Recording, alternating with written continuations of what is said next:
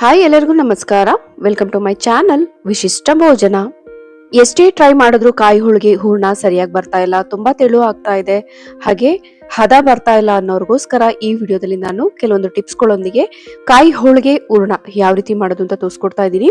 ನಾನು ಹೇಳಿರುವಂತಹ ಟಿಪ್ಸ್ನ ಫಾಲೋ ಮಾಡಿದ್ರೆ ಖಂಡಿತ ನೀವು ಕೂಡ ತುಂಬಾ ಚೆನ್ನಾಗಿ ತೆಳುವಾಗಿ ಕಾಯಿ ಒಬ್ಬಟ್ಟನ್ನ ಮಾಡ್ಕೊಳ್ಬಹುದು. ಅದಕ್ಕೆ ಬೇಕಾಗಿರುವಂತಹ ಮೇನ್ ಹೂರ್ಣನ ಯಾವ ರೀತಿ ಮಾಡ್ಕೊಳ್ಳೋದು ಅಂತ ನೋಡ್ಕೊಳ್ಳೋಣ ಬನ್ನಿ. ಮೊದಲಿಗೆ ನಾನಿಲ್ಲಿ ಹಸಿ ತೆಂಗಿನಕಾಯಿನ ಈ ರೀತಿ ತುರಿದಿಟ್ಕೊಂಡಿದ್ದೀನಿ. ಒಂದು ಮೀಡಿಯಂ ಸೈಜ್ ತೆಂಗಿನಕಾಯಿನ ಈ ರೀತಿ ನಾನು ತುರಿದಿಟ್ಕೊಂಡಿದ್ದೀನಿ. ನಾನು ತೋರಿಸ್ತಾ ಇರುವಂತಹ ಬಟ್ಲು ಅಳತೆಯಲ್ಲಿ ನನಗೆ ಇದು 3 ಬಟ್ಲಾಗುವಷ್ಟು ತೆಂಗಿನ ತುರಿ ಆಗಿದೆ. ನಾನು ಯಾಕೆ ಅಳತೆನ ತೋರಿಸ್ಕೊಡ್ತಾ ಇದ್ದೀನಿ ಅಂದರೆ, ನಾವು ಯಾವ ಬಟ್ಲಲ್ಲಿ ತೆಂಗಿನ ತುರಿನ ಅಳತೆ ಮಾಡ್ಕೊಂಡಿರ್ತೀವೋ ಅದರ ಅರ್ಧ ಭಾಗದಷ್ಟು ನಾವು ಬೆಲ್ಲನ ಹಾಕೊಳ್ಬೇಕು. ಅದೇ ರೀತಿ ನಾನು 3 ಬಟ್ಲು ತೆಂಗಿನಕಾಯಿ ತುರಿಗೆ 1.5 ಬಟ್ಲಾಗುವಷ್ಟು ಬೆಲ್ಲನ ತೆಗೆದುಕೊಂಡಿದ್ದೀನಿ. ಇದು ಪರ್ಫೆಕ್ಟ್ ಅಳತೆ, ತುಂಬಾ ಚೆನ್ನಾಗಿ ತುಂಬಾ ಕರೆಕ್ಟಾಗಿ ಸಿಹಿ ಆಗುತ್ತೆ ನಮಗೆ ಕಾಯಿ ಒಬ್ಬಟ್ಟು. ಇವಾಗ ಒಂದು ಮಿಕ್ಸಿ ಜಾರಿಗೆ ಸ್ವಲ್ಪನೇ ತೆಂಗಿನ ತುರಿನ ಹಾಕೊಂಡು ಗ್ರೈಂಡ್ ಮಾಡ್ಕೊಳ್ಳೋಣ. ಈ ಸ್ವಲ್ಪ ತೆಂಗಿನ ತುರಿನ ಹಾಕೊಂಡು ನಾನು ನೀರನ್ನ ನಾವು ಎಷ್ಟು ಹಾಕೊಳ್ಬೇಕು ಅಂದ್ರೆ ಒಂದು 2-3 ಸ್ಪೂನ್ ಆಗೋಷ್ಟು ನೀರನ್ನ ಮಾತ್ರ ಹಾಕೊಳ್ಬೇಕು. ನೀರನ್ನ ಜಾಸ್ತಿ ಹಾಕೊಳ್ಬಾರ್ದು. ನೋಡ್ತಾ ಇದೀರಲ್ಲ, ಒಂದು 2-3 ಸ್ಪೂನ್ ಆಗೋಷ್ಟು ನೀರನ್ನ ಹಾಕೊಂಡ್ರೆ ಸಾಕು. ಇದನ್ನ ಯಾವ ರೀತಿ ಗ್ರೈಂಡ್ ಮಾಡ್ಕೊಳ್ಬೇಕು ಅಂದ್ರೆ ತುಂಬಾ ದಪ್ಪವಾಗೂ ಇರಬಾರ್ದು, ತುಂಬಾ ನುಣ್ಣಗೂ ಇರಬಾರ್ದು. ನೋಡ್ತಾ ಇದೀರಲ್ಲ, ಈ ಹದಕ್ಕೆ ನಾವು ಗ್ರೈಂಡ್ ಮಾಡ್ಕೊಳ್ಬೇಕು. ಈ ಹದಕ್ಕೆ ನಾವು ಗ್ರೈಂಡ್ ಮಾಡ್ಕೊಂಡ್ರೆ ಹೂರ್ಣ ಪರ್ಫೆಕ್ಟ್ ಆಗಿ ಬರುತ್ತೆ, ತುಂಬಾ ಚೆನ್ನಾಗಾಗುತ್ತೆ. ನಾನು ಹೇಳ್ತಾ ಇರುವಂತ ಎಲ್ಲ ಪ್ರತಿಯೊಂದು ಟಿಪ್ಸ್ನು ಖಂಡಿತ ಫಾಲೋ ಮಾಡಿ ತುಂಬಾ ಚೆನ್ನಾಗಿ ಪರ್ಫೆಕ್ಟ್ ಆಗಿ ನಾವು ಕಾಯಿ ಹೋಳಿಗೆನ ಮಾಡ್ಕೊಳ್ಬಹುದು. ಇವಾಗ ಬೆಲ್ಲನ ಒಂದು ಪಾತ್ರೆಗೆ ಹಾಕೊಂಡು ಅದು ಮುಳುಗುವಷ್ಟು ನೀರನ್ನ ಮಾತ್ರ ಹಾಕೊಳ್ತಾ ಇದ್ದೀನಿ. ಇಲ್ಲೂ ಕೂಡ ನೀರನ್ನ ಜಾಸ್ತಿ ಹಾಕೊಳ್ಬಾರ್ದು. ನಾವು ಕಾಫಿ ಕುಡಿಯೋ ಗ್ಲಾಸಲ್ಲಿ ಒಂದು ಚಿಕ್ಕ ಗ್ಲಾಸಲ್ಲಿ ಹಾಕೊಂಡ್ರೆ ಸಾಕು. ಜಸ್ಟ್ ಬೆಲ್ಲ ಮುಳುಗುವಷ್ಟು ನೀರನ್ನ ಹಾಕೊಂಡು ಇದನ್ನ ಕರಗಿಸ್ಕೊಳ್ಳೋಣ. ಬೆಲ್ಲ ಚೆನ್ನಾಗಿದ್ರೆ ನೀವು ಹಾಗೆ ಡೈರೆಕ್ಟ್ ಆಗಿ ಹಾಕೊಳ್ಬಹುದು. ಇಲ್ಲ ಅಂದ್ರೆ ಬೆಲ್ಲದಲ್ಲಿರುವಂತಹ ಕಸನ ನಾವು ತೆಗಿಯೋದಿಕ್ಕೆ ಈ ರೀತಿ ಕರಗಿಸ್ಕೊಂಡು ಫಿಲ್ಟರ್ ಮಾಡಿ ಹಾಕೊಳ್ಬೇಕು.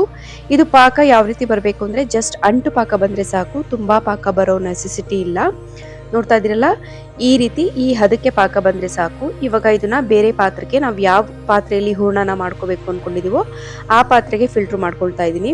ಇದು ಜಸ್ಟ್ ಒಂದು ಕುದಿ ಬಂದ ಮೇಲೆ ಇದಕ್ಕೆ ನಾವು ಗ್ರೈಂಡ್ ಮಾಡ್ಕೊಂಡಿರುವಂತಹ ತೆಂಗಿನಕಾಯಿನ ಹಾಕೊಳ್ತಾ ಇದ್ದೀನಿ. ಇವಾಗ ಕೈ ಬಿಡದೇ ಇರೋ ಹಾಗೆ ಈ ಪಾಕ, ಈ ತೆಂಗಿನಕಾಯಿ ಎಲ್ಲ ಹಾಕಿದ್ಮೇಲೆ ಸ್ವಲ್ಪ ಗಟ್ಟಿ ಆಗ್ತಾ ಬರೋ ಹಾಗೆ ನಾವು ತಿರ್ಗಿಸ್ಕೊಳ್ತಾ ಇರಬೇಕು. ಕಲರ್ ಕೂಡ ಚೇಂಜ್ ಆಗುತ್ತೆ, ಹಾಗೆ ಗಟ್ಟಿ ಆಗ್ತಾ ಬರುತ್ತೆ. ಇನ್ ಕೇಸ್ ನಿಮ್ಗೆ ಹೂರ್ಣ ತುಂಬಾ ತೆಳು ಆಗೋಯ್ತು ಅಂದ್ರೆ ಚಿಂತೆ ಬೇಡ. 1 ಟೇಬಲ್ ಸ್ಪೂನ್ ಆಗೋಷ್ಟು ಹುರಿದಿರುವಂತ ರವೆನ ಹಾಕಿ ಮಿಕ್ಸ್ ಮಾಡ್ಕೊಂಡ್ರೆ ಹೂರ್ಣ ಹದಕ್ ಬಂದ್ಬಿಡುತ್ತೆ. ಬಟ್ ನಾನಿಲ್ಲಿ ಸರಿಯಾದ ಅಳತೆಯಲ್ಲಿ ತೋರಿಸ್ಕೊಡ್ತಾ ಇದ್ದೀನಿ. ನಾನು ಹೇಳಿದಂತ ಎಲ್ಲಾ ಟಿಪ್ಸ್ ನ ಫಾಲೋ ಮಾಡಿದ್ರೆ ಖಂಡಿತ ಹೂರ್ಣ ನಿಮ್ಗೆ ಪರ್ಫೆಕ್ಟ್ ಆಗಿ ಬರುತ್ತೆ.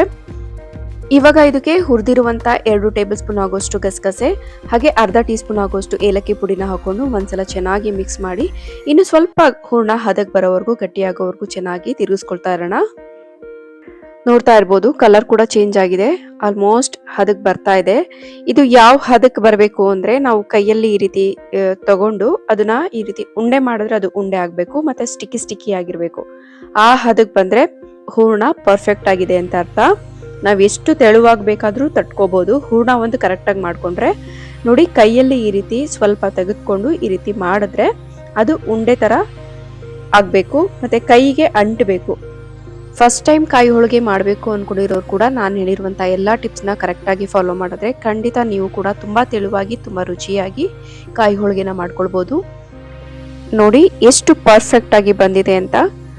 ಈ ಕಾಯಿ ಹೋಳಿಗೆದು ಪೂರ್ತಿ ವಿಡಿಯೋ ಬೇಕು ಅಂದ್ರೆ ನಾನು ಆಲ್ರೆಡಿ ಅಪ್ಲೋಡ್ ಮಾಡಿದ್ದೀನಿ, ನೀವು ಹೋಗಿ ಚೆಕ್ ಮಾಡ್ಬೋದು.